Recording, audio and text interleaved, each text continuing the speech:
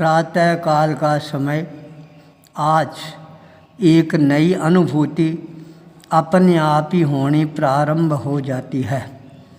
प्रातः काल जब मैं अपने आप को ध्यान अवस्था में अवस्थित करना प्रारंभ कर देता हूँ, उस समय अचानक एक शुभ शकुन आता है।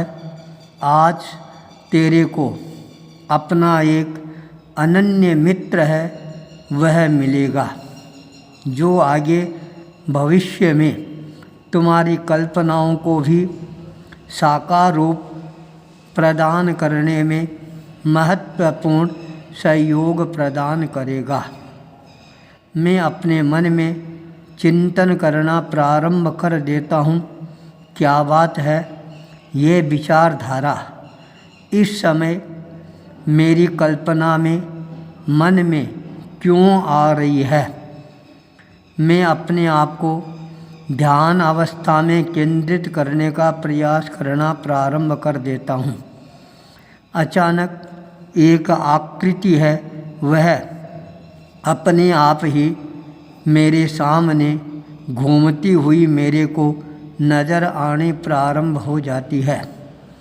मैं पहचानने का बहुत ज़्यादा प्रयास करना प्रारंभ कर देता हूँ, पर वह आकृति स्पष्ट रूप से मेरे को नज़र नहीं आ रही थी।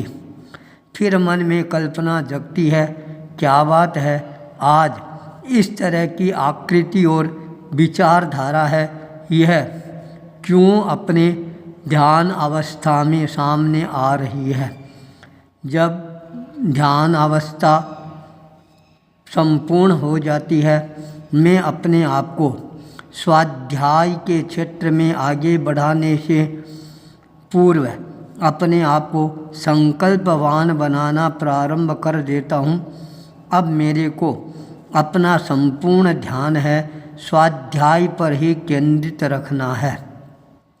स्वाध्याय का महान सागर मेरे सामने हिलोरे लेता हुआ नज़र आना प्रारंभ कर देता है।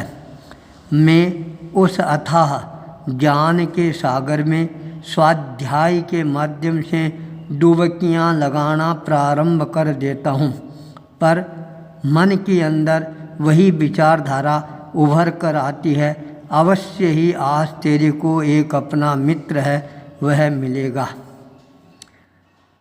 धीरे धीरे मैं अपने मन को स्वाध्याय में केंद्रित करने का प्रयास करता हूँ। उतना ही ज़्यादा मन है वह परिकल्पनाओं के दौर में दौड़ना प्रारंभ कर देता है। स्वाध्याय से अपने मन को हटाकर मैं आसन, प्राणायाम, योगा की तरफ अपने आप को मोड़ना प्रारंभ कर देता हूँ, जिससे एकाग्रता के साथ स्फूर्ति की भी अनुभूति होनी प्रारंभ हो जाती है। प्रतिक्रमण का महान समय मेरे सामने आता है और मैं आत्मशुद्धि की ओर अपने आप को अग्रसर करना प्रारंभ कर देता हूँ। सूर्य की प्रथम किरण दस्तक देती है और फिर विचारधारा उसी ओर मुड़नी प्रारंभ हो जाती है। आज मित्र का अनायास ही तेरे को सहयोग मिलेगा। मैं अपने मन में चिंतन करना प्रारंभ कर देता हूँ, क्या सहयोग मिलेगा, कौन मित्र आएगा, क्या करेगा। यह मेरी परिकल्पनाएं और ज़्यादा आगे से आगे प्रवर्धमान बनने प्रारंभ हो जाती है। आज का प्रवास कनक राजेश भंडारी के आवास पर था। प्रातःकाल 8 बजे वहाँ से प्रस्थान करने का मन बना रखा था, पर धीरे धीरे उनकी भावनाएं बहुत ज़्यादा सघनता के सामने प्रस्तुत होने प्रारंभ हो जाती है। आज तो आपको थोड़ा और समय हमारे को देना ही पड़ेगा।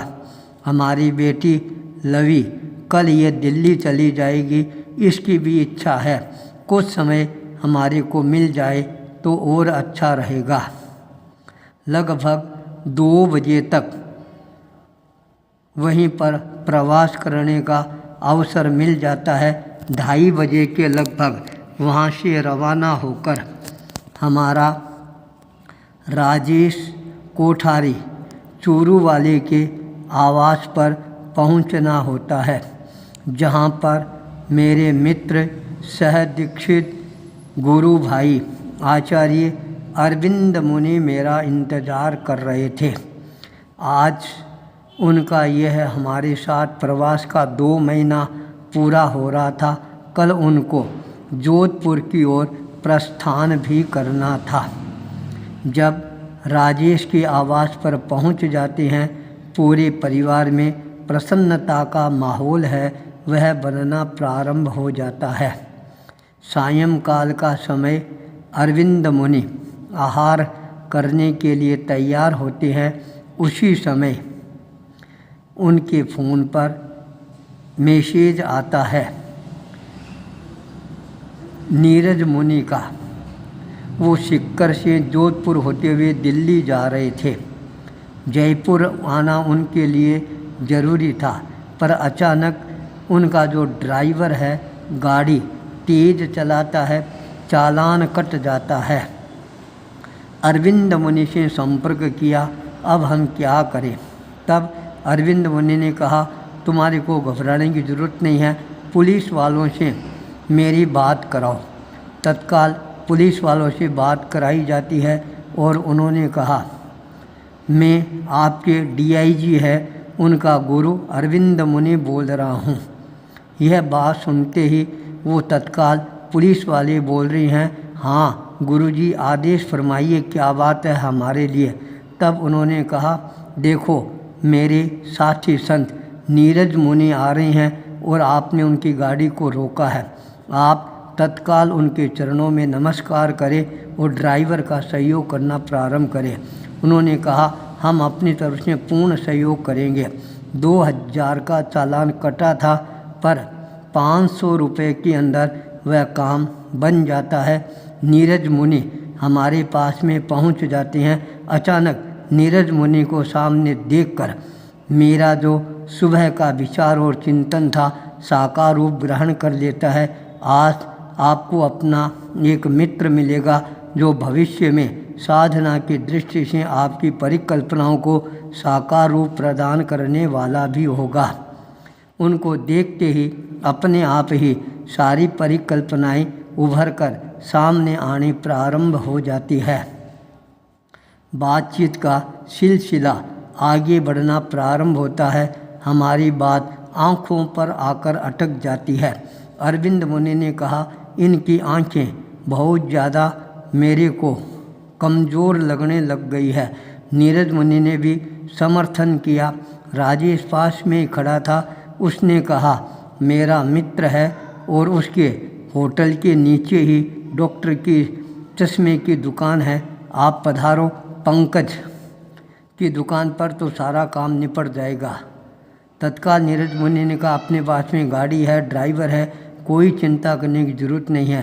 तत्काल उस गाड़ी में बैठकर हम वहाँ पर पहुँच जाते हैं।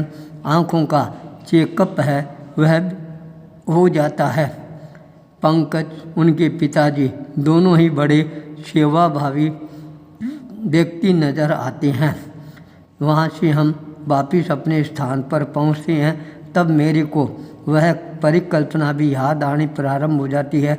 आपका मित्र है, वह आपका पूर्ण सहयोग करेगा। यह भी साकार रूप ग्रहण करना प्रारंभ कर लेता है। नीरज मुनि 1 घंटा रुककर अपने गंतव्य की ओर रवाना हो जाते हैं। हम रात्रिकालीन प्रवास वहीं पर करते हैं। प्रातःकाल अरविंद मुनि को 7:15 बजे वहाँ से प्रस्थान करना था। तत्काल रवाना होते हैं त्रिवेणी नगर, जहाँ पर मेरे संसार पक्षीय बुआ बेटी बहन ललिताबाई लाली जो त्रिपुर से आई हुई थी, उसका स्वास्थ्य भी अच्छा नहीं था। इसलिए अरविंद मुनि मंगल पाठ श्रवण करवाने के लिए ऊपर भी पधार जाते हैं। 5 मिनट वहाँ पर रुकना हो जाता है। उसके पश्चात वहाँ से प्रस्थान करते हैं। जोधपुर के लिए। आज का यह दिवस दिलीप मेरे संसापक्षी भांजा के आवास पर पहुंचकर नीचे हमारे परम भगत घिया जी का परिवार रहता है। पंकज नीरज घिया दोनों भाई बड़े सेवा भावी है। उनके पिताजी हैं वो भी प्रबुद्ध है। उनके लिए वहाँ रुकना हुआ तो और ज़्यादा आनंद की अनुभूति होनी प्रारंभ हो जाती है। मेरी परिकल्पना साकार होती है। मेरा मन प्रसन्नता से अपने आप ही झूमना प्रारंभ हो जाता है। मेरी यात्रा, मेरे अनुभव मेरे लिए और ज़्यादा नए नए अनुभव प्रदान करने वाली बन जाती है।